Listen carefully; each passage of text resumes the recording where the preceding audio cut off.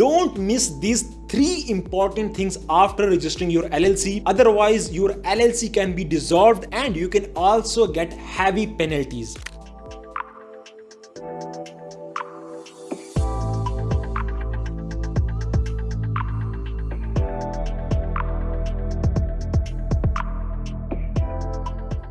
Hey, this is me Ashfaq Khattak, your US legal and tax expert. बहुत दिनों के बाद आज आपसे फिर से मुलाकात हो रही, लेकिन एक बहुत इंपॉर्टेंट वीडियो के साथ। हमारे पास बहुत सारे क्लाइंट्स की क्वेरीज रिसीव हुए हैं, जिनके इवन बैंक अकाउंट्स फ्रीज हुए हैं, इनके एलएलसी का स्टेटस इनएक्टिव हुआ है, उनको आईआरएस की तरफ से टैक्सेशन की नोटिस मिले हैं, उनको सेल टैक्स डिपार्टमेंट की तरफ से पेनल्टीज के नोटिस मिले हैं।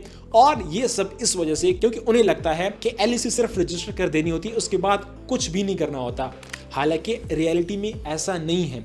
एलएलसी रजिस्ट्रेशन के बाद आपको एलएलसी के तमाम तर कंप्लायंसेस का ख्याल रखना होता है, जिसमें इंपॉर्टेंट आपकी 2 कंप्लायंसेस हैं। आपने उसका कैसे ख्याल रखना है और कैसे खुद को पेनल्टीज से बचाना है, इसके लिए मैं आपको एंड में एक टिप दूंगा, जिससे आप अपनी कंप्लायंसेस का खुद ख्याल रख सकते हैं और आप खुद को पेनल्टी से भी बचा सकते हैं। बिफोर स्टार्टिंग द वीडियो, अगर आप हमारे चैनल पर न्यू हैं तो काइंडली हमारे चैनल सब्सक्राइब करें, अपने फ्रेंड्स कोलीग्स के साथ भी शेयर करें, ताकि आपको इसी तरह की फ्री ऑफ कॉस्ट मालूमात मिलती रहे। सो इन टुडेज वीडियो हम ये डिस्कस करेंगे एलएलसी रजिस्ट्रेशन के बाद आपको किन किन चीजों का ख्याल रखना पड़ता है। मेनली हमारे पास एलएलसी रजिस्ट्रेशन के बाद 2 तरह की कंप्लायंसेस होती हैं। एक होती है हमारी एलएलसी की स्टेट कंप्लायंस, जो कि हमारे पास यूएस की 50 स्टेट्स हैं, हर स्टेट की डिफरेंट कंप्लायंस है, डिफरेंट रूल्स हैं। दूसरी हमारे पास है फेडरल कंप्लायंस, जो कि मोस्टली आईआरएस की तरफ से होती है, and this compliance is same for all state LLC owners. So first हम डिस्कस करते हैं स्टेट कंप्लायंस।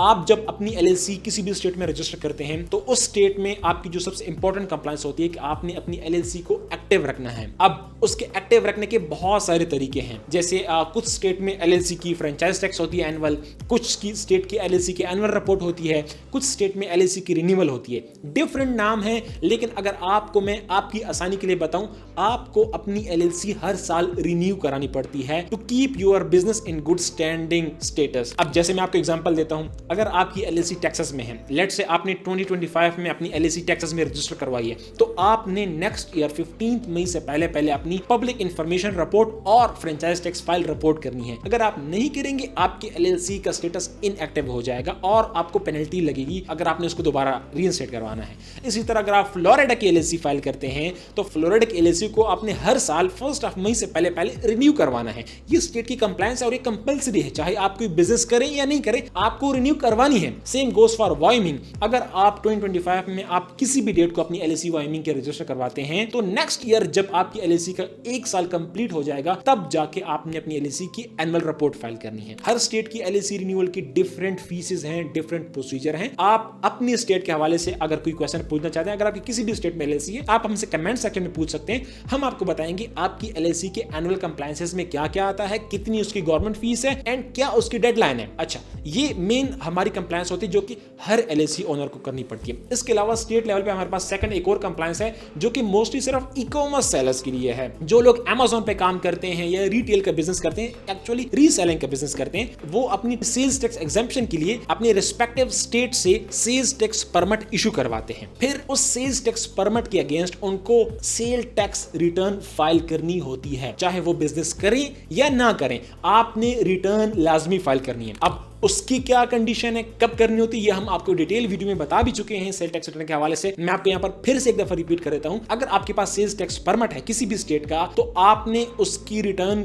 कब करनी है, ये डिपेंड करता है आपकी फ्रीक्वेंसी पर। जब आप सेल टैक्स के लिए अप्लाई करते हैं, आपकी बिजनेस नेचर के अकॉर्डिंग स्टेट आपको आपकी सेल्स टैक्स रिटर्न फाइलिंग की फ्रीक्वेंसी इशू कर देता है। वो मंथली भी हो सकती है, वो क्वार्टरली भी हो सकती है, वो एनुअल भी हो सकती है। अगर आप ये जानना चाहते हैं कि आपकी सेल टैक्स रिटर्न की फ्रीक्वेंसी क्या है, आप हमसे कमेंट सेक्शन में पूछ सकते हैं। हम आपको आपकी सेल टैक्स परमिट के हवाले से गाइड करेंगे कि आपने सेल टैक्स रिटर्न कब फाइल करना है। ये आपकी स्टेट कंप्लायंसेस खत्म होगी। इसके बाद आपकी फेडरल कंप्लायंस आती है, जिसमें हमारे पास आईआरएस है। आईआरएस की कंप्लायंसेस तमाम एलएलसी ओनर्स ने फाइल करनी है, वो तमाम स्टेट्स एलएलसी ओनर के लिए बिल्कुल सेम है। उसमें हमारे पास आता है फेडरल इनकम टैक्स रिटर्न। अब ये डिपेंड करता है आपकी एंटिटी पर, आपकी सिंगल मेंबर एलएलसी है, आपकी मल्टी मेंबर एलएलसी है, आपकी सी कॉर्प है, या आप एज ए सोल प्रोप्राइटर काम काम कर रहे हैं, ये इस बात पे डिपेंड करता है और इसके अकॉर्डिंग ही डेडलाइन है और इसके अकॉर्डिंग ही आपने अपने फॉर्म सबमिट करने हैं। फेडरल टैक्सेशन के हवाले से क्या है, कब करनी होती है, एलिजिबिलिटी क्राइटेरिया के हम कंप्लीट वीडियो बना चुके हैं, मैं यहाँ पर लिंक अटैच करवा दूंगा। आपको एक जनरल ओवरव्यू दे देता हूं। अगर आपकी सिंगल मेंबर एलएलसी है या सोल प्रोप्राइटर है या आपकी सी कॉर्प है तो आपकी federal income tax return due होगी 15 अप्रैल ऑफ ईच ईयर। आपने ये रिटर्न लाजमी फाइल करनी है, चाहे आपने कोई बिजनेस किया है या नहीं किया। फिर आप लोग पूछेंगे सर कितना टैक्स देंगे, कौन कौन से फॉर्म फाइल करेंगे, उसके हवाले से हमारे कंप्लीट वीडियो है, आप देख सकते हैं। फिर भी कोई सवाल है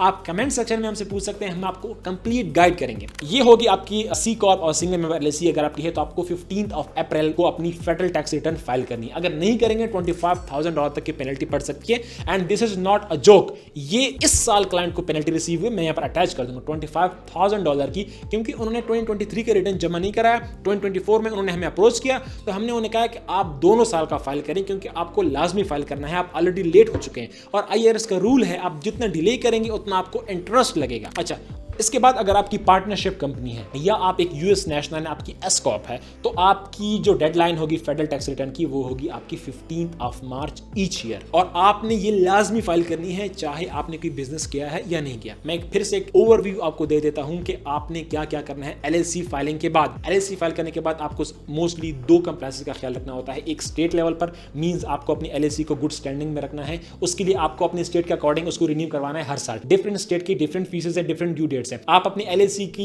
एंड स्टेट कंप्लायंस के बारे में जानना चाहते हैं, कमेंट में अपनी एलएलसी का नाम और स्टेट लिखे, हम आपको गाइड करेंगे कि आपकी एलएलसी की रिन्यूअल डेट कब है और उसकी फीस क्या है। इसके अलावा सेकंड कंप्लायंस आपकी आती है, फेडरल कंप्लायंस आती है और आपने अगर आपकी सिंगल मेंबर एलएलसी है या सी कॉर्प है तो आपने 15 अप्रैल से पहले उसको फाइल करना है और अगर आपकी पार्टनरशिप या एस कॉर्प है तो आपने 15 मार्च से पहले करना है। अब आते हैं एक इंपॉर्टेंट टिप की तरफ जो मैंने आप लोगों से इनिशियली कहा कि आप किस तरह विदाउट एनी फियर आप अपनी कंप्लायंस का ख्याल रख सकते हैं। हम अपने व्हाट्सएप चैनल में फ्री ऑफ कॉस्ट रिमाइंडर्स देते हैं क्लाइंट्स को। अगर कोई भी डेडलाइन करीब आ रही होती है किसी भी स्टेट की या कोई भी टैक्स की ड्यू डेट आ रही होती है तो हम क्लाइंट्स को मेंशन कर देते हैं। आप हमारा व्हाट्सएप चैनल ज्वाइन कर सकते हैं, इसमें आपको फ्री ऑफ कॉस्ट तमाम legal and tax due dates आपको रिमाइंडर्स मिलते रहेंगे और आप खुद को पेनल्टी से बचा सकते हैं। आई होप आपको ये वीडियो अच्छी लगी होगी। अगर आपका इसके हवाले से कोई भी सवाल है या आप चाहते हैं किसी इशू के हवाले से हम वीडियो रिकॉर्ड करें तो आप हमें कमेंट सेक्शन में बता सकते हैं। तब तक के लिए अल्लाह हाफिज।